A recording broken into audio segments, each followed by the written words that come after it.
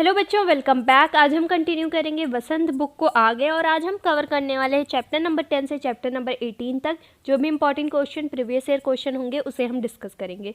Chapter number 10 आपका है कामचोर नाम से, इसकी राइटर है स्मिथ चुगताई। इस चैप्टर से आज तक अभी भी एएमयू में एक भी क्वेश्चन नहीं आया है, ठीक है। तो आप चाहें तो चैप्टर को एक बार रीड आउट कर सकते हैं, वरना चैप्टर का नाम और राइटर का नाम जैसे मैंने पिछली वीडियो में रिपीट किया था आपको ज़रूर याद रखना है। आगे बढ़ेंगे। चैप्टर नंबर 11 है जब सिनेमा ने बोलना सीखा। इसके राइटर है प्रदीप तिवारी जी। ये चैप्टर बच्चों थोड़ा डिफरेंट है बाकी चैप्टर से। क्यों मैम? क्योंकि बाकी जो चैप्टर्स थे या फिर वो पोएम थे या स्टोरीज थे, लेकिन इस चैप्टर में थोड़ा हिस्ट्री बताई गई है भारत की पहली बोलती फिल्म के बारे में। तो इस चैप्टर को हम रीड आउट करेंगे और देखेंगे क्या क्या प्रीवियस ईयर क्वेश्चंस इससे आ चुके हैं। चलिए चैप्टर की रीडिंग कर लेते हैं। सामने है चैप्टर हमारा जब सिनेमा ने बोलना सीखा, ठीक है। यहाँ आपको देखने को मिलेगा वे सभी सजीव हैं, सांस ले रहे हैं, 100% बोल रहे हैं। 78 मुर्दा इंसान जिंदा हो गए, उनको बोलते बातें करते देखो।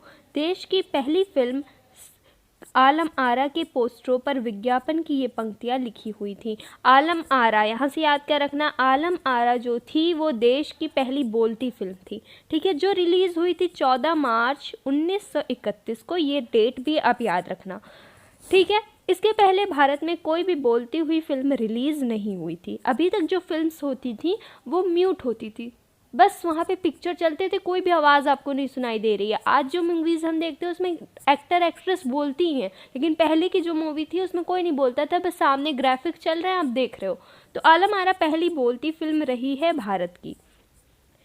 इसके फिल्मकार कौन थे? अर्देशीर एम ईरानी। अर्देशीर एम ईरानी इसे बनाने वाले फिल्मकार थे। अर्देशीर ने 1929 में हॉलीवुड की एक बोलती फिल्म शो बोट देखी थी और वहीं से उनके मन में इच्छा जागी कि मुझे भी भारत में एक बोलती हुई फिल्म बनानी चाहिए। तो आपको याद क्या रखना है यहाँ से, अर्देशीर ईरानी इसके फिल्मकार थे। कौन थे? अर्देशीर ईरानी, ये याद रखना है। अगर बाय द वे क्वेश्चन आ गया कि आलम आरा का मोटिवेशन कहाँ से रहा, तो वो हॉलीवुड की एक बोलती फिल्म थी शो बोट, उसे देखकर अर्देशीर ईरानी को मोटिवेशन आई कि हमें भी एक बोलती हुई फिल्म बनानी चाहिए। आगे बढ़ेंगे। अब हम आगे कुछ इम्पॉर्टेंट चीज़ें आपको दी हुई हैं, जैसे इस फिल्म के पहले पार्श्व गायक बने WM खान। इस फिल्म के पहले पार्श्व गायक कौन रहे? WM खान। पहला गाना क्या था इस फिल्म का? दे दे खुदा के नाम पर प्यारे, अगर देने की ताकत है। ध्यान से सुनना, इस फिल्म के पहले पार्श्व गायक बने थे WM खान, नाम याद रखनी है। पहला गाना क्या रहा इस फिल्म का? दे दे खुदा के नाम प्यारे, अगर देने की ताकत है। बाकी चीज़ें आपको बताई गई हैं, जो हमारे लिए इम्पॉर्टेंट है वो देखते हैं। इस फिल्म की नायिका जुबैदा थी। नायिका जो थी, एक्ट्रेस कौन थी? जुबैदा थी। नायक कौन रहे हैं? विट्ठल रहे हैं। दोनों के नाम आपने याद रखने हैं। इसके अलावा जो इम्पॉर्टेंट इन्फॉर्मेशन आपको दी गई है, ये फिल्म 14 मार्च 1931 को मुंबई के मैजेस्टिक सिनेमा में लॉन्च हुई, प्रदर्शित हुई। पहली बार कहाँ प्रदर्शित हुई? 14 मार्च 1931 को मैजेस्टिक सिनेमा मुंबई का वहाँ प्रदर्शित की गई, ठीक है। यह फिल्म 10,000 फुट लंबी थी और इसे 4 महीनों की कड़ी मेहनत से तैयार किया गया था, ठीक है। ऐसे तो यहाँ कुछ इम्पोर्टेंट नहीं है, लेकिन आप ये याद रख सकते हो इस फिल्म की लंबाई कितनी थी। 10,000 फुट लंबी थी ये फिल्म। आज जो हम कहते हैं 2 घंटे की फिल्म, 3 घंटे की फिल्म, पहले वो फुट में नापी जाती थी कि हाँ 4,000 फुट की लंबी फिल्म थी ये, ठीक। इसके बाद आगे हमें बताया जाता है कि जो इसके फिल्मकार थे अर्देशीर ईरानी। जब आलम आरा के 25 साल पूरे हुए उस फिल्म के, तो अर्देशीर ईरानी को भारतीय सवाक फिल्मों का पिता कहा गया, मतलब फादर ऑफ इंडियाज़ सिनेमा, बोलते हुए सिनेमा का फादर कहा गया। लेकिन अर्देशीर ईरानी ने ये टाइटल लेने से मना कर दिया कि मुझे इतने बड़े टाइटल की ज़रूरत नहीं है। हालांकि अगर आपसे क्वेश्चन पूछे कि भारतीय सवाक फिल्मों के पिता किसे कहा जाता है, तो वो अर्देशीर ईरानी रहेंगे, ठीक है। आगे देखेंगे अब हम। इसके अलावा कई सारी फिल्में लॉन्च हुई, ठीक है। इंडिया में ही नहीं, बाहर कई देशों में भी आलम आरा काफ़ी ज़्यादा फेमस हुई। ये था हमारा चैप्टर। आई होप आपको थोड़ा बहुत आइडिया हो गया होगा चैप्टर के बारे में। आप फिर से इसकी रीडिंग कर लेंगे, मैं PDF टेलीग्राम चैनल पे सेंड कर दूँगी। डिस्क्रिप्शन में आपको टेलीग्राम चैनल का लिंक मिल जाएगा, जो बच्चे ज्वाइन नहीं हैं ज्वाइन हो जाए। ओके, आगे बढ़ते हैं अब हमारे सामने है इससे क्वेश्चन एक ही आया हुआ है इस चैप्टर से एमयू में। क्या आया है? आलम आरा फिल्म की नायिका थी। आलम आरा फिल्म की नायिका हमने देखा कौन थी? जुबैदा थी। ठीक, ये चैप्टर मैंने इसलिए पढ़ा है क्योंकि कई सारे क्वेश्चन यहाँ से फ्रेम हो सकते हैं, थोड़ा हिस्टोरिकल बैकग्राउंड वाला चैप्टर है ये। नेक्स्ट चैप्टर पे मूव करते हैं, चैप्टर नंबर 12 सुदामा चरित। ये एक कविता है और आपको पता है कविता कितना ज़्यादा इम्पॉर्टेंट हो रहा है एएमयू के एंट्रेंस में। सुदामा चरित को लिखा किसने है? नरोत्तम दास जी ने लिखा। आपको याद रखना है सुदामा चरित कविता किसने लिख रखी है? नरोत्तम दास ने लिख रखी है। ठीक, आगे मूव करते हैं अब हम। एक बार मैं आपको बता देती हूँ सुदामा चरित पोएम में है क्या।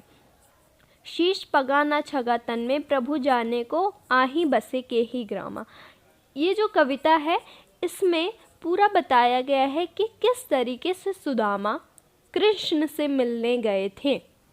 आपको पता होगा सुदामा कृष्ण के बहुत ही प्यारे दोस्त रहे हैं, बचपन में दोनों साथ में खेलते थे, बड़े हुए। फिर कृष्ण जब दूसरी जगह जाके बस गए तो कृष्ण काफ़ी अमीर हो गए, उनके पास काफ़ी चीज़ें थीं, वो राजा थे। लेकिन सुदामा काफ़ी गरीब थे, उनके पास खाने को भी कुछ नहीं हुआ करता था। एक दफ़ा क्या हुआ कि सुदामा के घर में कुछ भी खाने को नहीं था, तो उनकी बीवी ने कहा, पत्नी ने कहा कि आप जाइए और कृष्ण से, अपने मित्र से कुछ मांग कर ले आइए।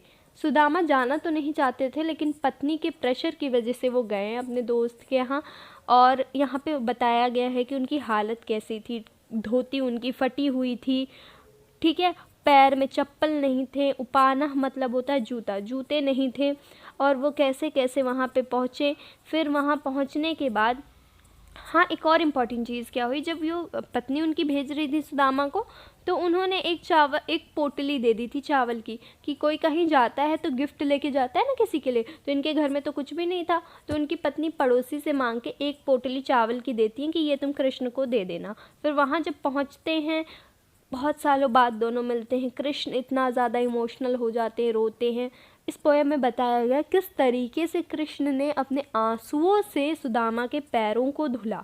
ठीक है, पैरों को धुलते हैं वो सुदामा के, और पोंछ के उन्हें बिठाते हैं आराम से। फिर पूछते हैं कि आप भाभी ने मेरे लिए कुछ नहीं दिया? तो ये सुदामा छिपाने लगते हैं। वो सोचते इतने बड़े महल में रह रहा है कृष्ण, इतना सब कुछ है इसके पास, मेरे एक पोटली चावल की क्या औकात है? तो वो छिपाने लगते हैं। ठीक, इसके बाद फिर वो हाथ से छीन लेते हैं पोटली और उस चावल को खाने लगते हैं। सुदामा उनसे कुछ मांग नहीं पाए, उनसे कुछ कह नहीं पाए कि मेरी क्या हालत है, कैसी हालत है। बस वहाँ से विदा ले लिए, अब कि अब मैं जा रहा हूँ। वापस जब जा रहे थे वो, तो फिर जब वो अपनी जगह पे पहुँचे जहाँ उनका घर था, छोटी सी झोपड़ी थी, वो देखते हैं कि वहाँ तो महल बना हुआ है। यहाँ पे एक चमत्कार की बात होती है कि वापस आते हैं तो वो झोपड़ी नहीं रहती, वो महल बन चुका होता है। वो सोचते कि मैं रास्ता भटक गया क्या, यहाँ तो मेरी झोपड़ी थी, मैं कहाँ आ गया। तो फिर वो अंदर जाते हैं, पत्नी को देखते अपने, ये तो मेरा ही घर है, ये मेरी झोपड़ी तो महल बन चुका, उनके घर में सब कुछ होता है। तो ये होता है कृष्ण और सुदामा के बारे में पूरी कहानी। आप एक बार पोएम पढ़ लेंगे और पोएम्स के वर्ड मीनिंग ज़रूर याद करेंगे। ये उन बच्चों के लिए है जो पूरे बुक की वर्ड मीनिंग याद करना थोड़ा डिफ़िकल्ट समझ रहे हैं। आपके लिए इतना बहुत ही अच्छी एडवाइस है कि आप पोएम्स जितने भी हैं इस बुक में, वसंत की बुक में, आप सारे वर्ड मीनिंग पोएम की याद रखोगे। कम से कम इतना काम कर लो, क्योंकि वर्ड मीनिंग पोएम के अक्सर ही पूछे जाते हैं। फर्स्ट चैप्टर से आपने देखा था प्रत्यूष 3-4 बार रिपीट हो चुका है, इस चैप्टर से भी वर्ड मीनिंग आ चुका है, वो भी लास्ट ईयर ही आया है। प्रीवियस ईयर क्वेश्चन देखते हैं, सुदामा चरित कविता के कवि कौन हैं? अभी हमने देखा सुदामा चरित कविता के कवि हैं नरोत्तम दास जी। ठीक है, इसके बाद सेकंड क्वेश्चन, ये लास्ट ईयर का क्वेश्चन है, 2021 का क्वेश्चन है। उपाहना शब्द का सही अर्थ क्या होगा? उपाहना शब्द का सही अर्थ होता है जूता। अभी हमने देखा यहाँ पे, देखो ये रहा आपका उपाहना। तो ये वर्ड मीनिंग्स जो पोएम की हैं वो ज़रूर याद रखिएगा, स्पेशली कबीर का जो पोएम है, सूरदास का जो पोएम है, ये सारी चीज़ें ज़रूर याद रखेंगे। फिर हमारा चैप्टर नंबर 13 है जब पहिया आए, जहाँ पहिया है। ये लिखा है पी साईनाथ ने, इससे कोई भी प्रीवियस ईयर क्वेश्चन अभी तक नहीं आया। चैप्टर नंबर 14 है अकबरी लोटा, लिखा हुआ है अन्नपूर्णानंद वर्मा ने, और इससे भी कोई भी क्वेश्चन अभी तक एएमयू में नहीं पूछा गया। चैप्टर नंबर 15 है आपके सूरदास के पद, ठीक है, ये एक पोएम है जो कि आपको पता है कितना इम्पोर्टेंट और कितना फेवरेट टॉपिक है एएमयू का। तो सूरदास के पद से क्वेश्चन आए हुए हैं, एक बार पद को देख लेते हैं। मैया कभी न बढ़ेगी चोटी, इस पद को किसने लिखा है? सूरदास के पद जो हैं सूरदास ने खुद लिखे हैं। एक चीज़ मैंने आपको बताई थी कि कबीर के जो पोएम्स होते हैं उन्हें हम साखियाँ कहते हैं, और सूरदास के जो पोएम्स हैं ना उन्हें मोस्टली पद कहा जाता है। तो ये एक सूरदास जी के द्वारा लिखा गया पद है। यहाँ पे कृष्ण के बचपने की बात की गई है, कृष्ण जी के, कि किस तरीके से वो अपनी माँ से कहते हैं, माँ कभी न बढ़ेगी चोटी, मेरी चोटी कब बढ़ेगी? तुम कहती हो कि दूध पियो तब बढ़ेगी चोटी, मैं तो दूध भी पीता हूँ तब भी नहीं ये बढ़ती हैं। ये सारी उनकी बचपने की बात यहाँ पे बताई गई हैं। ठीक है, इसके बाद फिर एक जगह पे माखन चोरी का भी जिक्र है, जैसे कृष्ण माखन चुराते रहते थे दूसरों के घर से, तो उसका भी थोड़ा जिक्र है यहाँ पे। अब देखते हैं इसकी वर्ड मीनिंग, आप ये याद रखोगे ज़रूर। क्वेश्चन जो आए हुए हैं वो है मैया कभी न बढ़ेगी चोटी पद के कवि हैं। अभी हमने देखा मैया कभी न बढ़ेगी चोटी के पद के कवि कौन है? सूरदास जी ने ये पद लिखे हुए हैं। राइट, आगे बढ़ते हैं। चैप्टर नंबर 16 हमारा पानी की कहानी, जिसके राइटर है रामचंद्र तिवारी जी। ठीक है, इसके बाद चैप्टर नंबर 17 बाज और सांप, जिसकी राइटर है निर्मल वर्मा जी, और इससे भी कोई भी क्वेश्चन नहीं आया है एएमयू में। फिर चैप्टर नंबर 18 एक कहानी है जिसका नाम है टोपी, और इसके राइटर है सृंजय। ये था हमारा पूरा चैप्टर। बसंत बुक पूरी ख़त्म हो चुकी है हमारी। अगर आपको कोई भी डाउट होता है do ask in comment section, और चैनल को सब्सक्राइब करिएगा, वीडियो को लाइक ज़रूर कर दिया करो।